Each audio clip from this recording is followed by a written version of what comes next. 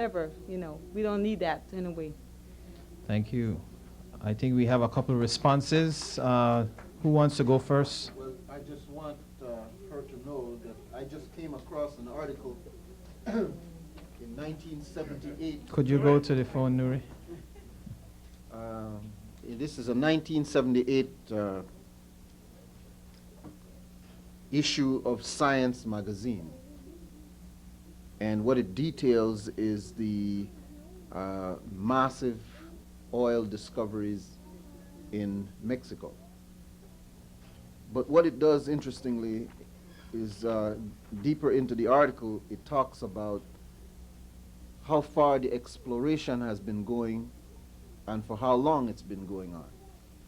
And the area that is covered clearly in this entire, from Mexico all the way through the rest of Central America, curves right around the El Petén going into the southern area of Belize. And it was late 70s when the strongest rumor around Belize was that oil was struck in Belize. And we all waited for this announcement. Those of you who are back home remember this because it was very famous time. We waited for the announcement from the foreign company. And they announced that oil was found in Belize, but it was not found in commercial quantities.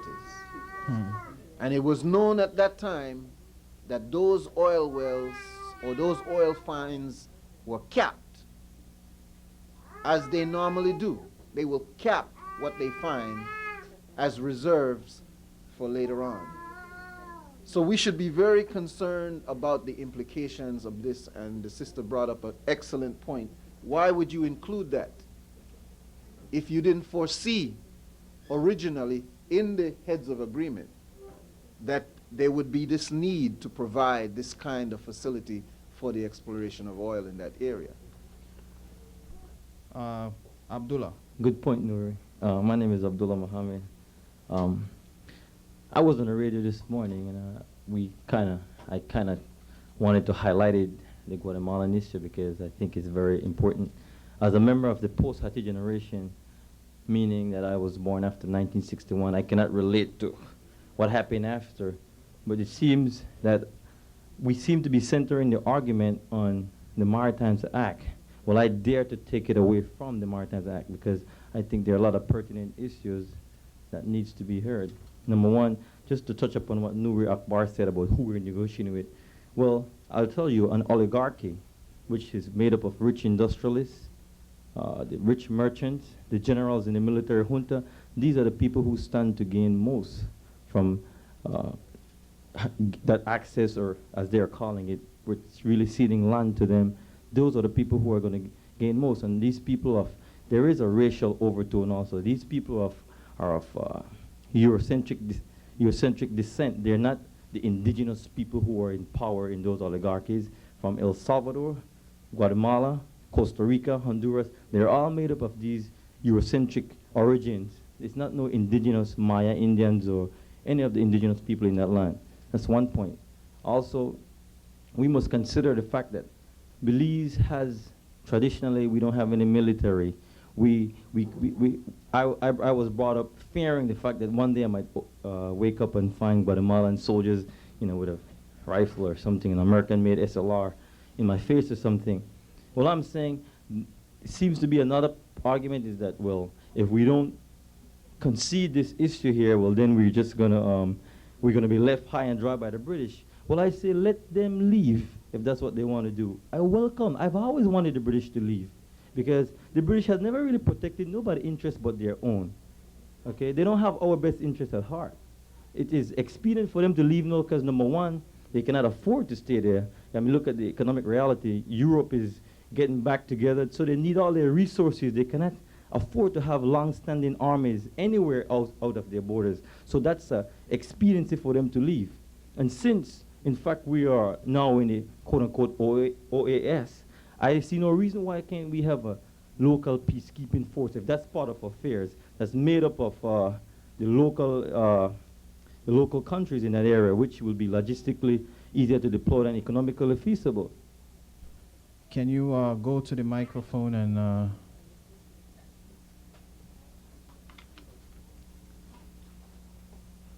Is Edmond Castro. I'm a member of Bredaa. I have few comments to make that Mr. Castillo had said, and one of them were the deprivement of Guatemala to the high seas.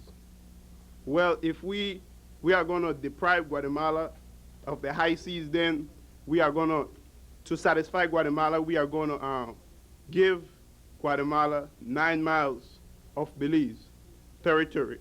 So where is the territorial integrity that Belize had always maintained? Exactly.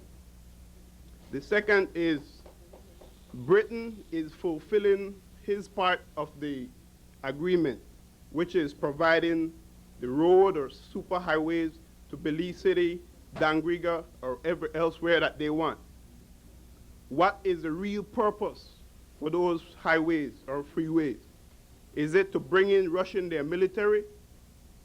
And then also, Mr. Castillo mentioned that that the people of Belize, which is true, rejected the heads of agreement, which this Maritime Act seems just as another part of the heads of agreement coming, like the devil coming in another farm. It's the same thing we're dealing with. So I think that's all I have to say for right now. Thanks. Thank you. My name is Gregory. I'm from Punta Gorda. Probably the only person here from Punta Gorda. Okay. My concern is, and this is based on a question that, or a statement that I want to make to the people of Belize, knowing that this video is going to be shown countrywide Belize, is that it seems that we do not have an opposition to the Maritime Act and the proposals that Belize should cede land to Guatemala. As it is right now, the only opposition I have heard about is Gregorio Aleman and Mr. Louis Herman Lewis. I will ask that people stand behind these two gentlemen who are the only opposition and see to it that they go on trips. Whatever talks they have about Belize ceding land to Guatemala, that either of these gentlemen go along with the leader of the opposition and Mr. George Price to find out for themselves what has happened, because as it is right now, I do not trust them. That's all I have to say. Thanks. Could you come to the mic, please?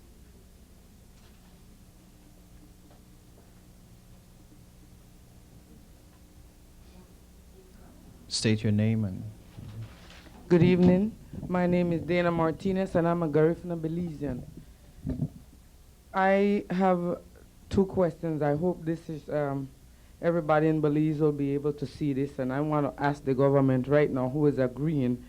First of all, if Belize is a democratic country for the people, what is happening if they feel as me, and I greatly object to what's happening with this Maritime Act, why is the government not representing the people and say no deal?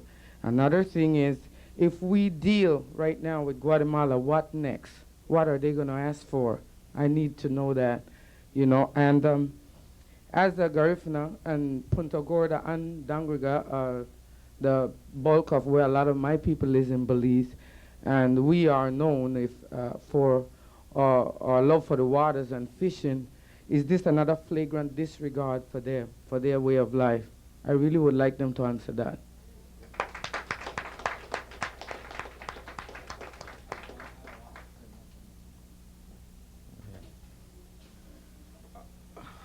Donna,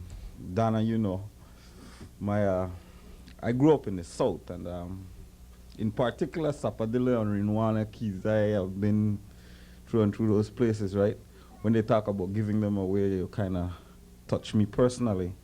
I really don't think they consider just putting a stamp on the Garifuna people. The South has always been a struggle for the powers that be in Belize. I mean, whoever they were, the people in the South were always different.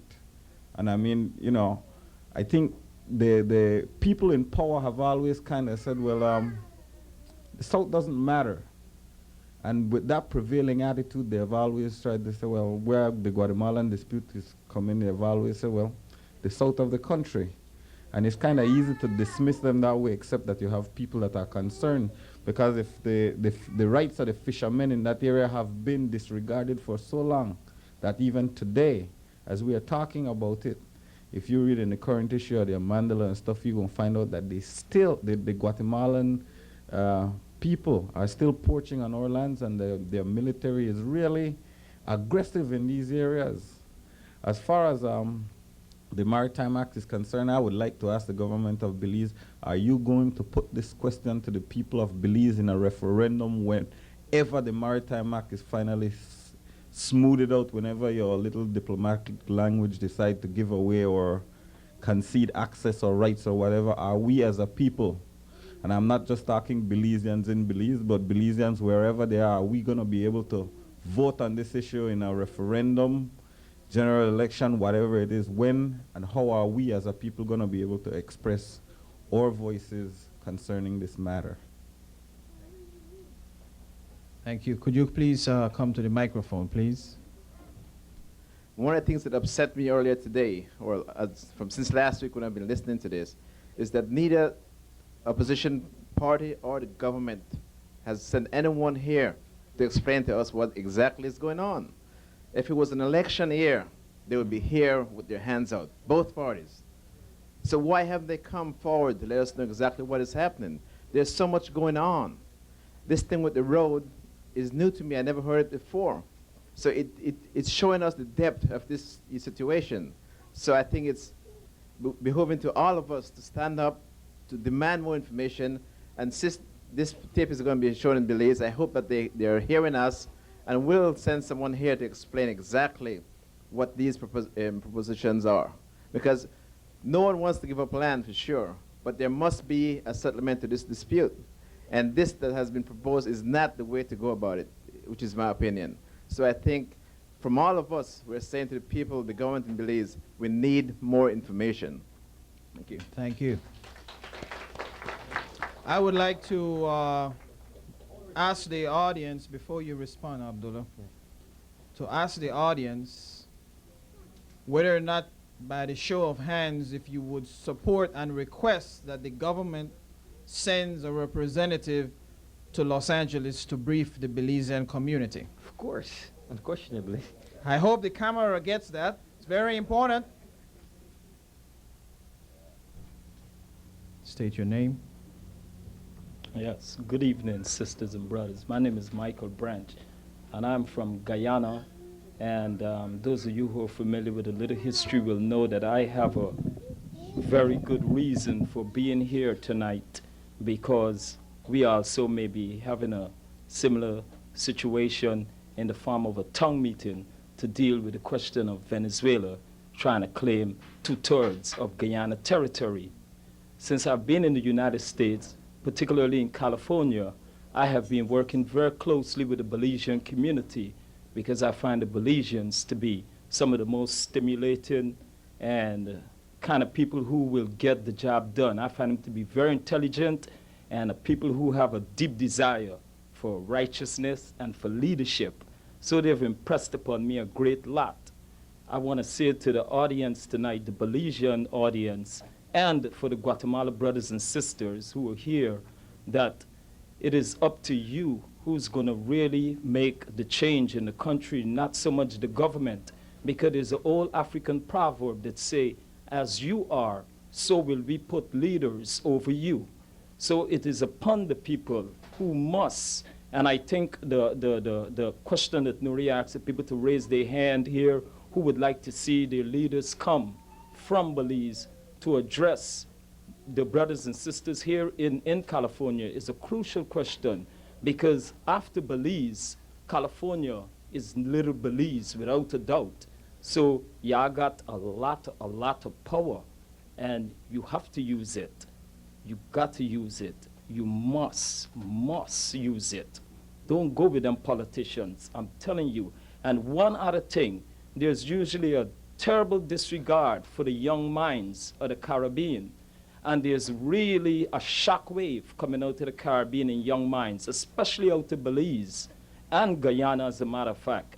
And I seem to think that we, the common people, should always support those people and urge them on, because they're going to be the future leaders. And I believe they're going to be a more righteous bunch of leaders, because most of them, at least that I affiliate with, I find that they abstain from some of the vices that our leadership is so indulged themselves so much in, that sometimes it hampers their vision for the future. And I say to the old leadership in Belize, give the young minds a chance. It is critical that they listen to the people of my generation, younger than me. It is crucial that they listen to them. They have a whole lot to say. Thank you. Thanks. So at this point, I would like to call on the panelists to make their closing remarks, and if you can summarize it and try and bring out the main points that you want to bring.